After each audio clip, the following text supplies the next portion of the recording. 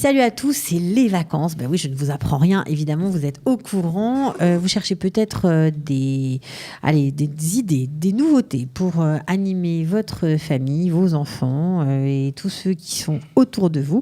Eh bien, on va en parler justement, ça tombe bien. Dan Lévy, bonjour. Bonjour Cathy. Alors, vous êtes guide depuis 10 ans, vous connaissez Israël comme votre poche, particulièrement Jérusalem. Voilà. Et vous avez concocté une chasse au trésor pour grands et petits. Exactement. Alors l'idée m'est venue en fait d'essayer d'avoir le maximum de gens et de les faire sortir de la plage de Tel Aviv, Natania, Ashdod. C'était ça, c'était votre truc. Ouais, les gens ils viennent au Kotel. De toute façon, ils viennent au Kotel. Et je crois qu'il y en a beaucoup qui connaissent le Kotel et qui sont très contents de le revoir, mais c'était essayer de leur apporter quelque chose de plus, une valeur ajoutée, peut-être avant leur visite ou même après. Et j'ai concocté une petite surprise pour eux, qu'ils peuvent faire en famille. C'est plutôt pour les touristes ou ça peut marcher aussi pour les Israéliens? Alors ça peut marcher pour même les Israéliens. Les activités elles existent aussi, également en hébreu. Okay. Y a des comités d'entreprise qui ont été intéressés déjà. Le but du jeu est très simple. C'est une chasse au trésor dans le quartier juif de la vieille ville. Et puisqu'on est dans la période qui précède un peu Tisha B'Av et même qui va continuer et qui va suivre, peut-être essayer de donner un petit peu l'envie aux gens de chercher quelque chose qu'ils ne connaissent pas, ce qui est lié au temple, ce qui est lié à Yerushalayim, à Jérusalem, et peut-être même qu'ils comprennent qu'ils ont une part à jouer et un pulse à remplir, que c'est une partie. Alors justement, est-ce que ça veut dire qu'on va apprendre quelque chose? C'est pas simplement une succession de missions, c'est des missions pendant lesquelles on peut apprendre des choses historiques, tout à fait. Le but du jeu, c'est d'abord avant tout se détendre, bien que en fait il n'y a pas beaucoup de détente puisque c'est très stressé. Ah oui, parce qu'on court. On court, c'est une course à la montre, mais c'est de jouer et en même temps d'apprendre. Alors quoi, par exemple, vous pouvez nous indiquer, je sais pas moi, nous donner vous nous aidez un petit peu. Oui, alors bien entendu. L'étape peut-être. Dans la vieille ville, dans le quartier juif, il y a énormément d'endroits historiques.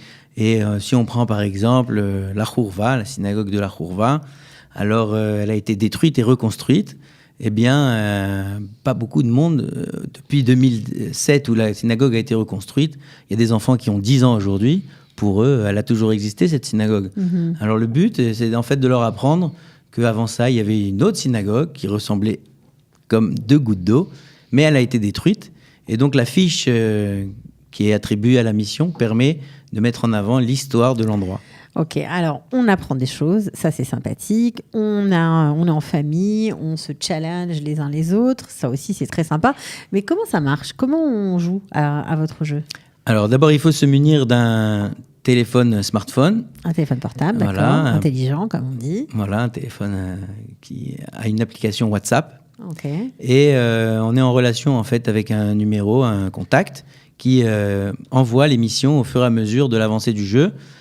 Plus les missions sont, on va dire, accomplies, et plus on reçoit des indications sur des missions précédentes. Pour poursuivre le jeu. Alors, comment vous savez, vous êtes au courant que oui, eh bien, X ou Y a réussi sa mission, il est arrivé à bon port? Comment vous pouvez le savoir? Eh bien, c'est peut-être trompé. En fait, chaque mission doit être validée par le fait que la personne se prend en photo et envoie sa photo au contact afin qu'il valide la mission et qu'il en reçoive une nouvelle. D'accord. Alors, ça dure combien de temps ce parcours? Il y a combien de missions à faire? Ça dure 1 heure et on peut voir, en fait, il y a plusieurs niveaux.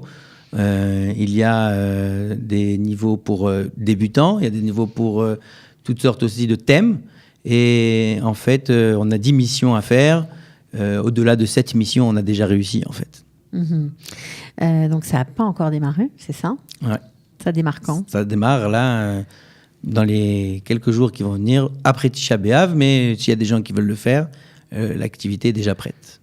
D'accord, donc comment on fait? On vous contacte tout simplement? Oui. Alors, sur votre site, guide-jérusalem.com, ça marche, ou votre téléphone 054 246 54 03. Ok, alors qu'est-ce qu'on gagne justement? Tiens. Alors déjà, on gagne qu'on a réussi à occuper toute la famille pendant 1 heure. Ouais, puis on peut jouer avec plusieurs familles, par Ouais, exemple. on peut venir faire avec une compétition. Sa bande de copains. Ouais. En fait, on n'est pas obligé de jouer en famille, on peut jouer entre jeunes, entre vieux. Il y a même quelqu'un qui a eu l'idée de me dire que ça serait super de faire ça dans des groupes de shidurim, essayer de casser la glace entre des gens et faire un sport d'équipe comme ça ensemble. Ça peut marcher dans différentes occasions, on a compris. Alors, mais qu'est-ce qu'on gagne, Dan ? Alors, qu'est-ce qu'on gagne ? Il y a un petit cadeau à la fin, que ce soit un cadeau de victoire ou un lot de consolation. Chaque équipe qui viendra jouer aura une place gratuite de visite dans un des sites importants à visiter à Jérusalem. Voilà, c'est vous qui organisez, je sais que vous êtes aussi connu pour ça, les visites du tunnel du Kotel, la cité de David, Centre Davidson, la Chourva, la vieille ville. Bon, bref, vous organisez des tas de visites. C'est des visites en groupe, c'est ça ? Exactement, c'est des visites qui durent entre 1h30 et 3 heures de temps. Ouais. Donc ça ne prend pas toute la journée. Ce sont des visites groupées qui permettent de réduire le tarif et le coût de participation. Et bien entendu, ça met plein de gens ensemble. Quelquefois, les gens se parlent et d'autres fois... On est combien dans ces visites groupées ? Jusqu'à 30 personnes. Ah ouais, quand même. Ouais. Donc une trentaine de personnes. Ça peut être un peu moins, mais maximum 30. D'accord. Bon, alors... En tout cas, nous, ce qui nous a beaucoup plu, c'est cette espèce de chasse au trésor d'un autre temps, on va dire ça comme ça. On a l'impression d'être revenu en arrière. Voilà, je ne sais pas, mais en tout cas, j'ai trouvé l'idée très sympathique. Merci beaucoup, Dan Lévy, d'être venu. On espère que ça marchera bien pour vous, surtout que ce n'est pas très cher, cette visite. Non, c'est très accessible. Ça coûte 120 shekels par famille. Ouais. Et si on n'est pas encore une famille, 40 shekels par personne. Si on est tout seul, 40 shekels. Mais bon, même si on est une famille de 10, c'est 120 shekels. Ouais. C'est génial. Mais ça, c'est sympa de penser aussi en ces périodes de vacances aux familles nombreuses. On les salue d'ailleurs. Merci Dan, à très bientôt. Merci. Et bonnes vacances à tous. Bonne chasse au trésor alors. Merci. À bientôt, ciao. Au revoir. Sortez, respirez, c'est le Quality Time.